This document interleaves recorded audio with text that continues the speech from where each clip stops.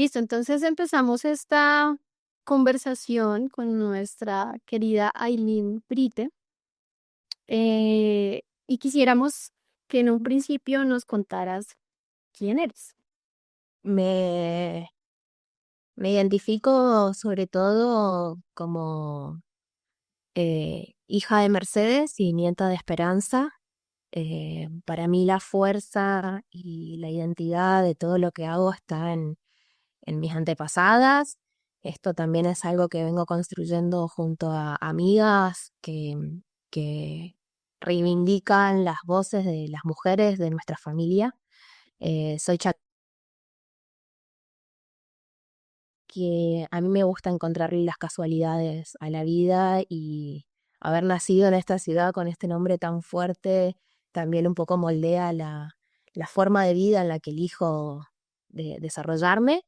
Me formé en comunicación social, soy periodista, me dedico al periodismo desde hace más de 10 años, soy realizadora audiovisual. em, a mí la fotografía, la imagen me permitió encontrar una herramienta artística para atravesar las intensidades de la vida. Soy una persona que vive con el corazón en la mano para poder construir una descripción de quién soy. Recurrí a a mis amigues, a sus experiencias y a sus vivencias conmigo, y la verdad es que me llevé una hermosa sorpresa con sus compartir. Em, Siempre digo que estas personas con las que me relaciono, mis colegas, mis amigos, mis amigas, son una guía y un sostén para mí, y nada de lo que hago, de lo que hice, lo hice sola. Entonces también en esta mirada que intento sostener y que propongo siempre, diversa, transversal, situada, se construye con esta gran red de personas. Em, Creo profundamente en lo colectivo y construyo esto todos los días, porque para mí la respuesta, nuestros caminos, son con otros. Así que podría decir que además no sé quedarme quieta, tengo mucha energía. Muchas veces esto me ha dejado con el corazón un poco chiquito. Sin embargo, es la forma en la que encontré, y creo que muchas veces dije que quería cambiarla, pero en realidad estoy a 30 años ya de vivir de esta manera, y gracias a eso he conocido muchos lugares, muchas personas y muchas experiencias que me nutren y me impulsan a seguir. Em, También diría que la comunicación fue algo que me encontró a mí, no fue al revés. Em, Me encanta mucho hablar, hablo mucho, y empecé estudiando medicina por un legado familiar, y sin embargo en el tiempo libre que me quedaba seguía construyendo un camino en la comunicación un poco inocente, hasta que me di cuenta de que en realidad esto era la vocación que quería, y seguí por ese lugar. A mí me resulta bastante inspirador escucharte porque justamente dentro de Mancana hemos estado siempre en esa búsqueda de personas que desde esa pasión, ese amor, pero también desde esa lucha constante, ¿no? Para darla toda para poder defender los territorios en los que habitamos, pues esto no es un camino nada fácil, ¿no? Em, ¿Nos quisieras compartir en ese orden de ideas cuál es ese primer recuerdo que se te viene a la cabeza relacionado con la naturaleza? ¿Qué fue lo que te hizo sentir que esta podría ser tu vocación? No sé si hay un solo recuerdo, sino es un conjunto de situaciones que fueron sucediendo. La profesión de mis papás, de mi mamá y de mi papá, sin duda fueron algo que me llevaron a convivir en un entorno natural. A veces me cuesta reconocerlo un poco. Sin embargo, mi papá se jubiló y fue parte durante mucho tiempo de la policía rural en Argentina. Hay diferentes estratos de las Fuerzas Armadas. Una es la gente que trabaja en los entornos rurales. eh, Tienen destacamentos claramente en estas áreas, y pasábamos gran parte del año y de las vacaciones escolares, de mis vacaciones escolares, en entornos naturales, acompañándolo a él en su trabajo. Entonces este fue mi primer acercamiento al monte chaqueño. Eh, También había una relación muy fuerte. Ellos siempre se dedicaron a la ganadería, entonces habitábamos espacios, tal vez no de conservación estrictamente, sino más de campos productivos, pero de sí en un entorno natural. Entonces, este fue mi primer acercamiento. Tengo recuerdos de muy chica de pasar las fiestas en el impenetrable chaqueño y de tener esas imágenes muy marcadas de árboles inmensos, de tierras, de caminos de tierras interminables. También, como nací en Resistencia, Resistencia se encuentra en el valle de inundación del río Paraná. La ciudad está conformada históricamente por más de 70 lagunas, hoy en día quedan muchas menos, pero ser parte del litoral argentino es un territorio que está marcadamente por el agua. Eh, entonces siento que esto de alguna manera eh, moldea nuestra forma de vida, nuestra cultura, nuestro ritmo sobre todo, y para mí el agua es una fuente de vida inagotable y también es una contención y un refugio. Em, Después de volver de Buenos Aires, de haberme formado en Buenos Aires, viví casi 6 años. Atravesé la cuarentena por COVID-19 en esta ciudad que la llaman la ciudad de la furia y la ciudad del cemento. Eh, Fue bastante complejo porque volví en un momento muy sensible, en pleno duelo, y en estas lagunas en las que forman parte de Resistencia, empecé a hacer observación de aves, sobre todo de las jacanas, y me permitió también sentir que algo estaba sanando adentro mío. Contemplar el sonido de las aves, el sonido del agua, pasar tiempo al aire libre, en el sol. Hacía todo en las lagunas, desde estudiar, trabajar, comer, me hacía picnics. Entonces, creo que ahí empecé de nuevo a formar una conexión profunda con mi entorno, como una forma de sanar y de entenderme parte de algo más grande. ¿Podrías describirnos a todos los que no conocemos el monte chaqueño, cómo es este ecosistema? Complejo, el Gran Chaco Americano, que abarca un vasto territorio, es la segunda masa boscosa más grande después de la Amazonía. Está compuesto por dos partes, el Chaco húmedo y el Chaco seco, totalmente diferentes. Em, entonces es, es un área totalmente biodiverso, totalmente rico en comunidades. Al ser el segundo ecosistema forestal más grande de Sudamérica, es una de las áreas también más invisibilizadas. Solo en Argentina abarca casi el 60% de los bosques nativos y es una de las regiones más deforestadas del país. Al este, en el Chaco húmedo, el monte se mezcla con pastizales, con ríos, con riachos, con lagunas. Y en el Chaco seco, más al oeste, es un monte bajo, espinoso, adaptado a la falta de agua y al calor extremo. En esta zona habitan especies emblemáticas como el yaguareté, el tatucarreta, el pecariqui milero, que es una especie endémica de esta zona, y es una especie que se creía extinta y que fue redescubierta en la región. También hay otras especies muy emblemáticas como la guaraguazú, el oso melero, cientos de aves y árboles de madera dura y de plantas medicinales. Para mí lo que realmente define al Chaco son las comunidades. Los pueblos indígenas como los Wichí, los Com, los Mocoit, Pilagá, Niuaclé, entre tantas otras, que habitan este territorio, pero que lo conocen y lo cuidan desde hace mucho tiempo. Hay una riqueza de lenguas y de saberes y de formas de vida que sostienen un vínculo muy íntimo con el monte, porque estas personas viven con los tiempos de la naturaleza.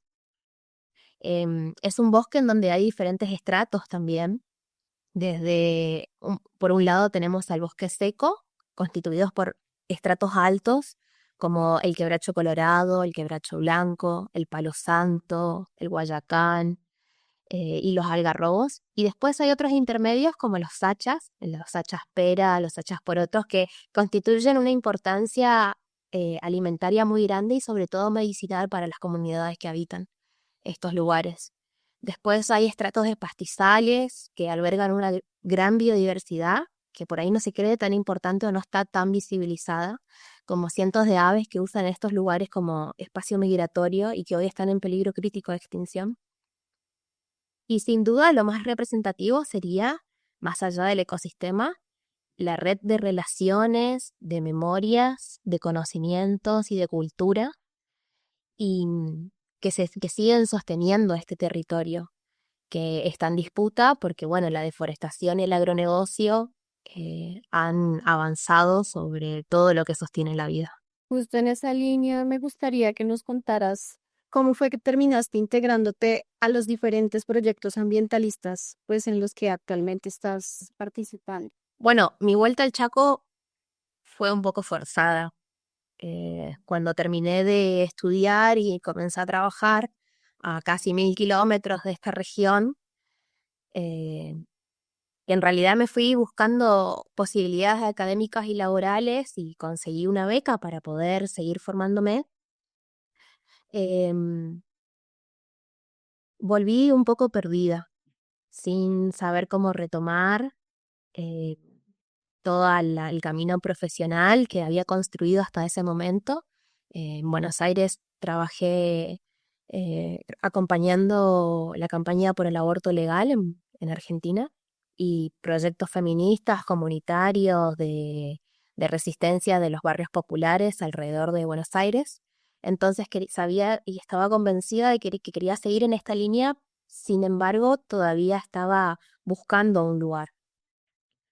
Poco a poco comencé a trabajar en diferentes organismos del Estado, primero en el Ministerio de Producción, lo que me permitió recorrer muchas localidades, conocer comunidades, proyectos productivos y, y así como recorriendo mi provincia, ¿no? Chaco tiene 70 municipios, conozco alrededor de 40, todavía me falta completar esa gran lista. Y más adelante comencé a trabajar con el Instituto de Cultura como fotógrafo, con la Subsecretaría de Ambiente, en medios cooperativos, gráficos, que fueron conectando todas estas historias que me iban llegando.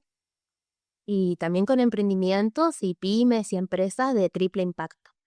Entonces se fue tejiendo esta gran red de experiencias y de saberes que yo sabía que era por ahí y le fui dando una forma porque todas estas experiencias me conectaron con mi provincia de otra manera, de una manera más activa y más comprometida. Así fue que llegué a Somos Monte, que es una organización asamblearia que sigue luchando contra la deforestación y visibilizando las problemáticas del monte nativo. Después, por esas casualidades que en realidad no lo son, me encontré con Proyecto Yaguareté, que es una iniciativa de conservación de jaguares, y todo empezó con una entrevista. Soy una persona muy curiosa y que le gusta hacer muchas preguntas. Con una entrevista a la coordinadora regional de la zona, acá con Lucero Corrales, me crucé con ella y dije, hablemos, contame sobre lo que haces. Y me sumé, después de esa entrevista, me sumé como voluntaria a una de sus campañas de campo. Estuvimos muchos días compartiendo en el monte, compartiendo muchas charlas profundas y entendiendo que la comunicación podía ser una herramienta muy importante para la conservación. Y a partir de estas experiencias y con el impulso colectivo que intento siempre que me guíe, a principios de este año cofundamos con una amiga una red de jóvenes por el ambiente de acá de Chaco, que busca ser un espacio horizontal, interdisciplinario, con gente hermosa que me acompaña y que sueña también con una provincia más justa, más diversa, más viva.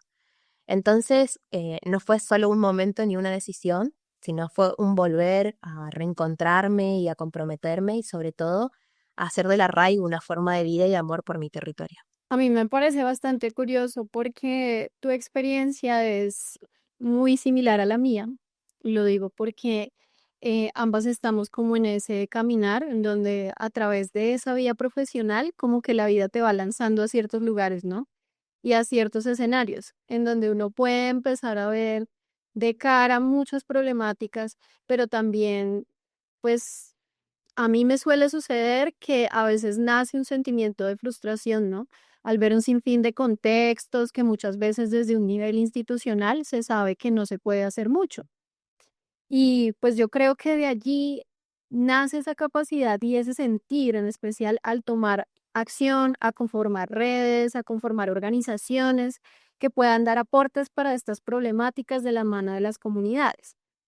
Esto realmente implica una colaboración demasiado estrecha, pues, con las personas, ¿no? Con las comunidades que habitan esos territorios.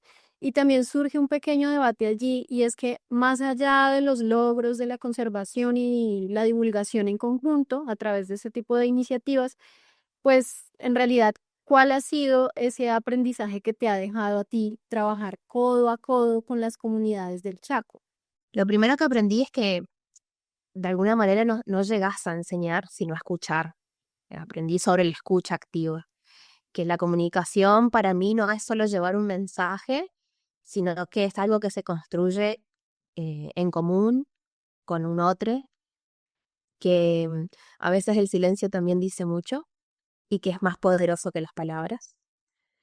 Para mí compartir el cotidiano junto a estas comunidades indígenas, rurales, campesinas, me enseñó el valor de los tiempos lentos, del trabajo sin la prisa, em, y, y de una palabra que te atraviesa el cuerpo y el alma entera. Aprendí en los fuegos que se compartían, en las comidas, en los mates. Hay algo muy característico de las personas en el Chaco y es que cada vez que te reciben sacan una silleta, que es como un sillón, y te preparan un mate. Y es ahí en donde se cuentan las historias más profundas y sobre todo la confianza que te otorgan estas personas. Em, Aprendí que para mí la vida comunitaria no es solo una consigna, sino que es una práctica política que implica un compromiso real y es diario. Es todos los días, todo el día. Durante todo este tiempo, junto a las personas, entendí que la conservación sin justicia social es un concepto vacío, que no se trata solo de proteger el monte, sino de acompañar a quienes habitan el monte, lo conocen y lo defienden hace mucho tiempo, que el monte y las comunidades que habitan en este lugar son indivisibles y que para mí es este el aprendizaje que me guía en el día a día. Saber que no trabajo para las comunidades, sino junto a ellas y que todo lo que logro comunicar tiene una raíz compartida, porque sin ese entramado no hay un relato posible. Bueno, es que sin duda alguna todos esos procesos son una práctica política, ¿no?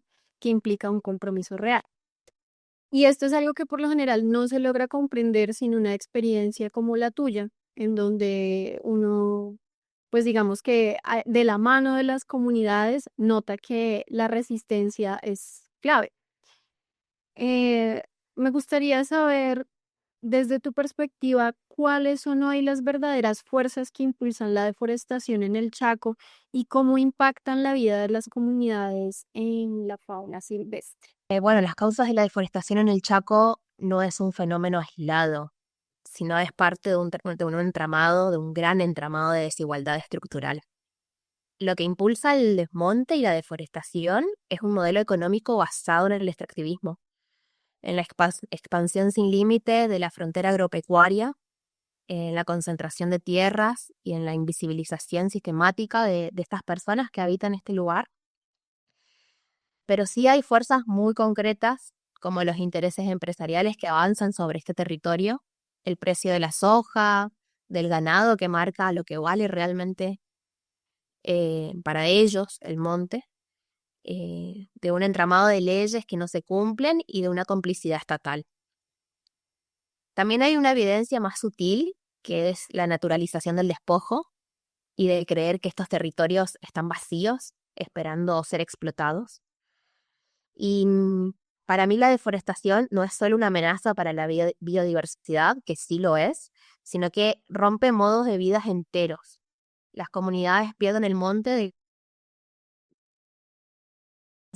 para criar a sus hijos, pierden el agua, los caminos, los vínculos, su cultura, y muchas veces terminan siendo expulsados sin opciones, forzados a migrar o a vivir en condiciones de extrema precarización.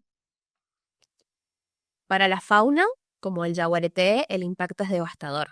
La fragmentación del bosque, de su hábitat, los obliga a recorrer más territorios, exponiéndose a la caza, a los conflictos por predaciones, y a los conflictos con las personas. Pero el conflicto no es solamente con el animal, sino que el verdadero conflicto es con el modelo que destruye este hábitat. En estos últimos años, desde distintos colectivos y organizaciones que se viene visibilizando esta realidad, por ejemplo, está Abogados Ambientalistas, que explica muy bien cómo las leyes ambientales no se están cumpliendo en este momento y cómo eso favorece el desmonte legal e ilegal. Desde Somos Monte vienen visibilizando cómo la pérdida del monte no solo implica la pérdida de los árboles, sino del agua, de la vida y de la justicia. Realmente en el Chaco, en la provincia del Chaco argentino, una de las mayores causas de la deforestación es la extracción de los quebrachos colorados para obtener el tanino. El tanino es una sustancia que se utiliza para la curtiembre de cueros y esta forma de curtir cueros es utilizada por la moda europea, los autos de lujos, y se lleva adelante de una manera que destruye absolutamente todo el monte. Acá la deforestación se produce a través de topadoras y cadenas, que es donde se arrasa con todo, se extrae la madera con la cual pueden trabajar y el resto se prende fuego. Entonces esto tiene un nombre y un responsable, pero también tiene una resistencia, que es desde este acompañamiento legal, desde el acompañamiento de la comunicación, desde el monitoreo territorial y desde las redes que se van creando entre las comunidades, las organizaciones, los profesionales, los activistas, que pensamos y que creemos que hay otra forma de habitar, porque, vuelvo a repetir, el monte no está vacío, está lleno de memoria, de resistencia y de otro futuro posible. Quisiera que profundizáramos justamente en el caso del yaguareté, cómo afecta la fragmentación del bosque a la supervivencia de esta especie y por qué los esfuerzos para la conservación resultan cruciales para la supervivencia de este ecosistema. Y en la región chaqueña, en Argentina, se cree que quedan menos de 20 individuos. Sin embargo, tras 20 años de investigación, se obtuvieron registros fotográficos de tan solo 10 individuos, todos machos. El yaguareté es una especie top en la cadena trófica, se dice que es una especie paraguas. Entonces, esto significa que regula las poblaciones de otras especies y ayuda a mantener el equilibrio del ecosistema. Pero realmente para que el yaguareté pueda cumplir este rol, necesita de territorios extensos, continuos y conectados. La fragmentación del hábitat, la división del bosque por parches aislados, es hoy una de las principales amenazas para su supervivencia. Esta fragmentación no solo reduce el espacio vital y las presas disponibles, sino que lo expone al contacto con actividades humanas, generando conflictos de coexistencia. También los atropellamientos y los conflictos con las actividades productivas. Al tener menos territorio, tiene menos presas, entonces comienza a predar tal vez animales domésticos, animales de granja. Y es ahí cuando surge el conflicto de las formas de supervivencia de las personas con la supervivencia en sí de este ejemplar, ¿no? Para mí conservar al yaguareté no es solo conservar a un animal emblemático, sino que también es defender el equilibrio ecológico, y porque donde puede vivir un yaguareté también pueden sobrevivir muchas otras formas de vida, incluidos nosotros. Entonces, la coexistencia es hoy en día para mí una de las principales amenazas y el mayor desafío que tiene esta especie, de poder convivir y de entender que compartimos el mismo hábitat y el mismo territorio y de que hay otras formas y otras prácticas más sostenibles para poder conseguirlo. Y pienso también como en ese monitoreo de grandes felinos que es como, no sé, me parece como muy excitante siempre, ¿no? Porque es como buscar huellas, rastros, que no, que se mueve por aquí, que aquí parece que tiene un comedero, que aquí parece que duerme. Es una experiencia siempre como muy excitante, ¿no? Entonces, primero, pues que nos cuentes cómo ha sido tu proceso de voluntaria, que nos contaste que estuviste allá. Y lo segundo es relacionado con las comunidades, cómo se han tomado. Me imagino que este proyecto que es tan grande y lleva tanto tiempo, el proyecto Yaguareté, pues ha trabajado también de la mano con las comunidades y cómo ha sido ese proceso. No sé si hay procesos de monitoreo comunitario donde las personas también se vinculan para ver y seguir el rastro a estos individuos allá en el Chaco. Sin duda es una de las mayores aventuras y de las más, eh, excitantes y divertidas. Me sumé después de esta entrevista que tuve con la coordinadora regional. Ella me comentaba que solían convocar a voluntarios. Entonces, como me crié en el monte y sabía andar a caballo, podía aguantar grandes temperaturas, me sumé como voluntaria a una de sus primeras campañas de campo, que fue una de las más desafiantes también para mí. Proyecto Yaguareté está en toda la región norte, donde aún quedan poblaciones fragmentadas, en Argentina. Entonces estamos en la región chaqueña, en Corrientes, en los esteros de Liberá y en el corredor verde de Misiones y Brasil. Yo me sumé a una campaña en el Parque Nacional Río Pilcomayo, en la provincia de Formosa, frontera con Paraguay, porque después de mucho tiempo, desde el 2019, eh, se registró una huella. Entonces había que ir, estaba confirmada que era una huella de Yaguareté, y había que ir a colocar cámaras trampas.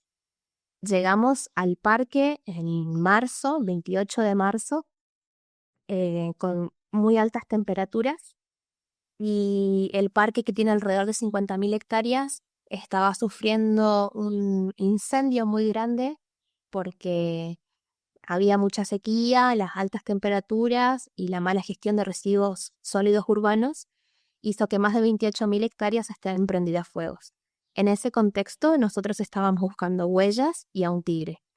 Em, Colocamos trampas, caminamos mucho buscando más rastros, y fue ahí cuando supe, tras también largas charlas y control de las fotos que teníamos de otras cámaras, que me quería sumar a este equipo, que eh, siempre estuve en conexión con equipos técnicos, ¿no? Pero vivirlo desde adentro de otra manera, como coordinadora de comunicación, acompañando a su día a día, hoy, y me cambió la perspectiva. En Misiones la situación es un poco menos compleja, o no. Se cree que quedan al menos de 84, esto es una estimación media. Entonces, en principios de este año se informó que quedan al menos de 84 individuos. Entonces, también empezamos un monitoreo a través de cámaras trampas. Y toda esta recolección de datos y de información se hace a través de las personas que coexisten y cohabitan con los yaguaretés, con los jaguares, con los tigres, como le dice la gente en el monte. Entonces tenemos un mecanismo de ciencia ciudadana donde los vecinos pueden aportar información acerca de fecas, de huellas, de avistaje a los coordinadores de cada región, a los guardaparques que viven en estos lugares. Y tenemos un grupo que se llama, es una red, un grupo de colaboradores para la conservación del yaguareté en Argentina, conformado por alumnos, por maestros, por fuerzas policiales, por vecinos, por pobladores, que van sosteniendo también los trabajos de monitoreo, porque muchas de las cámaras están en campos privados, en áreas naturales protegidas, en caminos. Entonces, no es un trabajo solamente de Proyecto Yaguareté como proyecto de investigación científica, sino un trabajo de conservación comunitaria. No sé si me preguntaste algo más, Cristian, perdón. Siempre que empiezo a hablar de yaguaretés me voy por las ramas, porque la verdad es que nunca creí que podía llegar a conocer tanto sobre una especie, pero no solo conocí sobre una especie, sino sobre todo un grupo humano que vive día a día para conservar, eh, a este gran felino y a todo lo que lo rodea. En Misiones hubo desde febrero de este año diferentes casos de predaciones a animales domésticos. En la provincia de Misiones, tiene grandes áreas naturales protegidas. Y bueno, ¿cómo plantear también esta coexistencia, ¿no? Hablando muy estrechamente con la guardaparques encargada de este trabajo, Victoria Gross. A mí me encanta rodearme de mujeres inspiradoras. Victoria sin duda es una de ellas. De visitar a estos vecinos, iba viviendo yo sus experiencias a través de nuestros mensajes y de las fotos compartidas, de, bueno, visitar a los vecinos, comentarle por qué era tan importante, tratar de abordar estas prácticas de coexistencia. Y bueno, sigue en este gran desafío que es entender que necesitamos del yaguareté para una mejor calidad de vida. No sé si sepas, pero seguramente sí. En Colombia la deforestación amazónica está bastante ligada a la apropiación de tierras para ganadería extensiva y a la debilidad del Estado en un proceso que se inició hace un siglo. Quisiéramos indagar un poco sobre qué similitudes y diferencias encuentras en la dinámica del avance del agronegocio en el Chaco argentino y si se enfrentan, digamos que a obstáculos similares o los mismos incluso. Sin duda sí hay ciertas similitudes. El rol que tiene la expansión agropecuaria, especialmente la ganadería y la agricultura extensiva, en movilizar estos grandes, en la gran deforestación. Para mí hay algo muy importante que remarcar, es que en el caso del Chaco argentino, el problema no es la debilidad del Estado, sino la complicidad del Estado. En muchas zonas del Chaco lo que vemos es el aval explícito del Estado a estas prácticas destructivas, a través de la flexibilización de las leyes, la falta de control o incluso el diseño de políticas que favorecen directamente a los grandes productores y a los grandes deforestadores. Además de eso, se suma la vulnerabilidad sistemática de los derechos de las comunidades indígenas y campesinas, que cuando se les quita o niega la seguridad legal sobre sus territorios, se crea un vacío de poder que es aprovechado por quienes buscan explotar estos territorios a toda costa. Es como una forma de expulsión silenciosa. Lamentablemente hoy en día en Argentina este escenario se agrava con un gobierno que se presenta como negador de la crisis climática, que promueve la desregulación y ve en los territorios simplemente una oportunidad de extraer ganancias rápidas, sin ningún interés por las consecuencias sociales, culturales o ambientales. Creo que no es solo una cuestión de modelos productivos o económicos, sino de decisiones políticas muy concretas, que ponen en juego el presente y el futuro.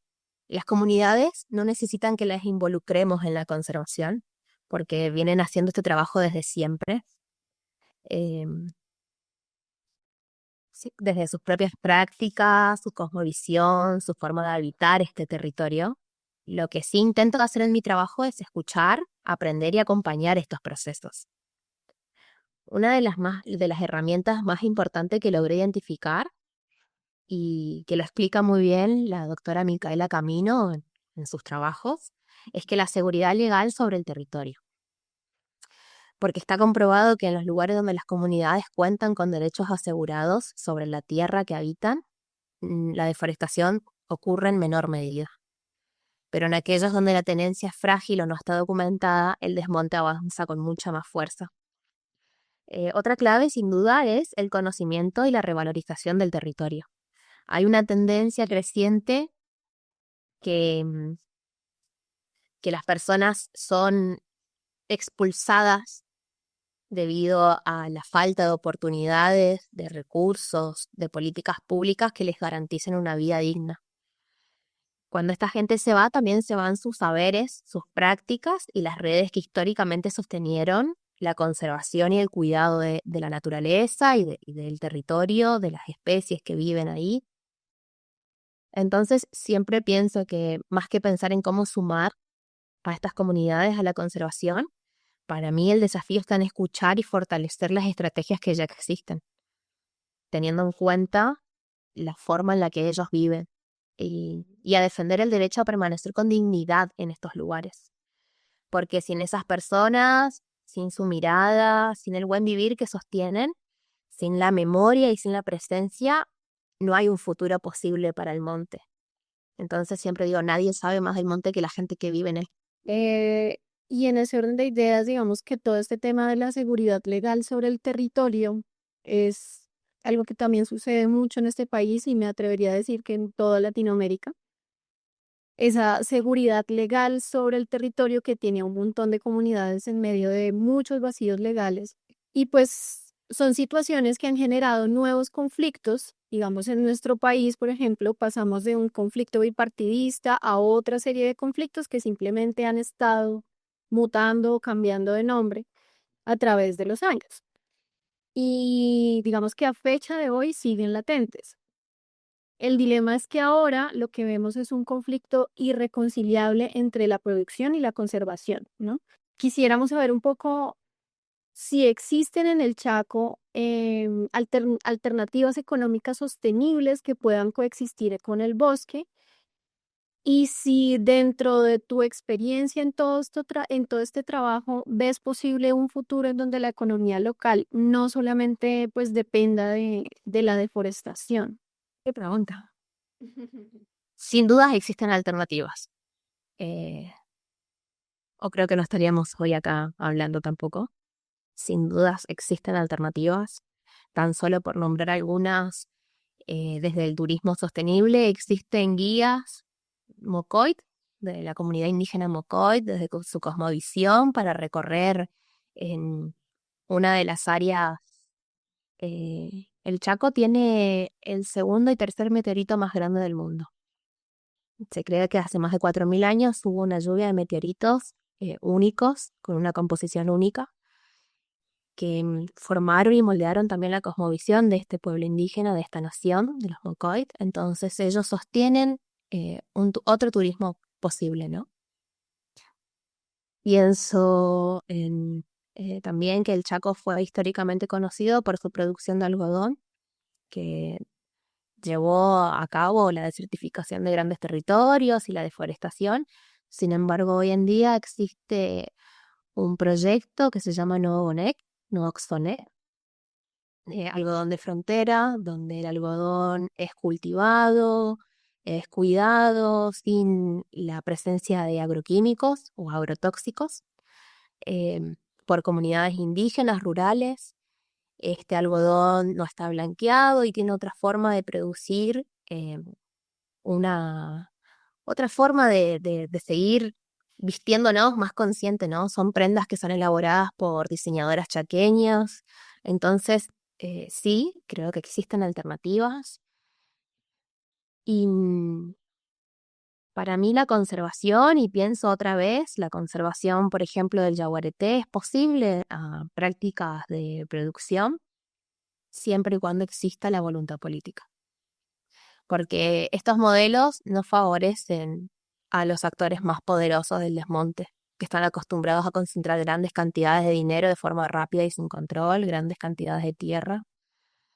Em, Creo que mientras las decisiones se tomen desde una lógica extractivista sin importar el color político del gobierno de turno, no va a haber una transformación posible. Porque el conflicto no está entre producción y conservación, sino entre los modelos de vida. Uno que destruye para acumular riquezas en pocas manos y otro que propone vivir con el monte, con trabajo, con agua, con biodiversidad, con dignidad y con justicia. Para mí el futuro que imagino y por el que muchas personas estamos trabajando en esta región, en el Chaco y con otra perspectiva, es uno en el que las economías locales puedan fortalecerse sin destruir su entorno y donde el monte tenga valor no por lo que se saca de él, sino por lo que sostiene, por lo que alimenta y por lo que significa. Entonces, existen otras formas posibles y necesitamos imaginarlas, necesitamos describirlas y necesitamos ir contando esto a más personas y haciendo entender de que la destrucción del monte no es progreso. Pues Aileen, nosotros te agradecemos por esta gran reflexión y pues nada, decirte que coincidimos en muchas maneras, sobre todo lo que hemos conversado el día de hoy. Y es una verdad completa la necesidad de apartar esas visiones extractivistas en las comunidades y sus territorios, ¿no? Yo agradezco de verdad que te hayas tomado el tiempo de conversar con nosotros. Desde Macana siempre las puertas van a estar abiertas y estamos dispuestos a colaborar en todo lo que se necesite desde Argentina. Y pues nada, este es un proceso bastante largo, como lo hablábamos al inicio. lleno de un montón de resistencias, de frustraciones, de luchas, a veces de mucha tristeza, pero pues también todo está lleno de aprendizajes, de saberes, de construcciones, de tejidos sociales, ¿no? Con las comunidades que son pues demasiado significativos y reconfortantes. Entonces, pues nada, yo para finalizar, no sé si Chris también tenga alguna otra petición, pero la mía sería solamente que dejaras un mensaje para todas las personas que desde cualquier parte de Latinoamérica están día a día luchando por defender sus territorios, ¿no? Desde diferentes comunidades, sean afroindígenas, campesinas, y pues que muchas veces uno entra como en esa dinámica de sentirse agotado, de sentir que es demasiado fuerte todo, que de pronto es como luchar contra la corriente en muchos sentidos, pero siempre es importante en este tipo de escenarios encontrarnos con más personas que estamos, digamos, bajo la misma línea y eso en realidad sirve de mucha motivación, como de llenar de fortaleza a quienes están, digamos que en esa misma línea. Puedo decirlo sin llorar. Em, Creo que lo dijiste muy bien. Es muy agotador muchas veces. Y para mí es importante de que no nos dejemos, que no nos creamos el cuento del individualismo y de que no se puede hacer nada. Siento que en el día a día hay muchas cosas que se pueden hacer y que es importante encontrarnos con las personas que creemos que hay otras formas de sostenernos, de abrazarnos, de encontrarnos presencialmente, em, de compartir que sí, tal vez no siempre todo es tan bueno y de que hay muchas veces que parece que son buenas. Entonces es cambiar un poco el foco de, de eso, de ver cuántas personas siguen luchando por defender el lugar en el que están, por defender las cosas que sienten y de crear una red. No me voy a cansar nunca de decir eso. Yo no sería nada de lo que soy sin las personas que decidieron confiarme, sus palabras, de confiar en mí, de sumarme a sus experiencias.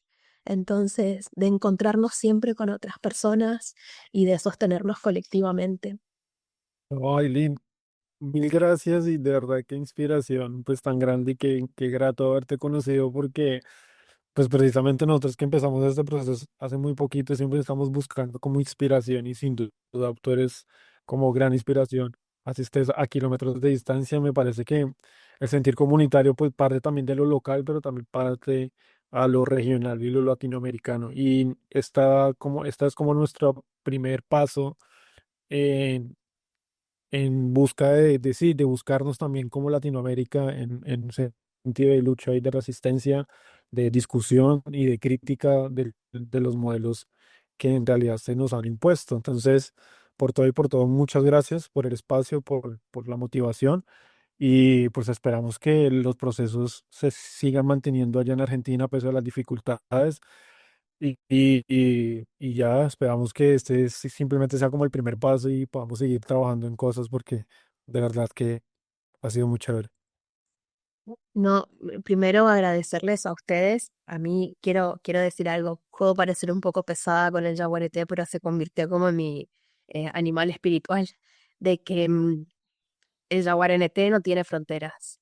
No es que habita o en Argentina o en Brasil o en Paraguay, sino que es un gran territorio, entonces trato de mantener eso siempre presente de que más allá de que nosotros tengamos impuesto de que yo soy argentina y ustedes son de Colombia, en realidad vivimos en un gran territorio que nos une y que es sumamente importante construir estas redes, así que yo les súper agradezco por el espacio, por el tiempo.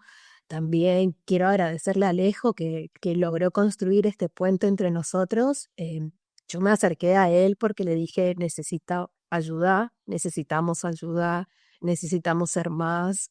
eh, ¿Te sumás? Así como siempre con esa idea de seguir construyendo esta red, ¿no? Así que les súper agradezco y cuentan conmigo para lo que necesiten y para lo que podamos seguir sosteniendo.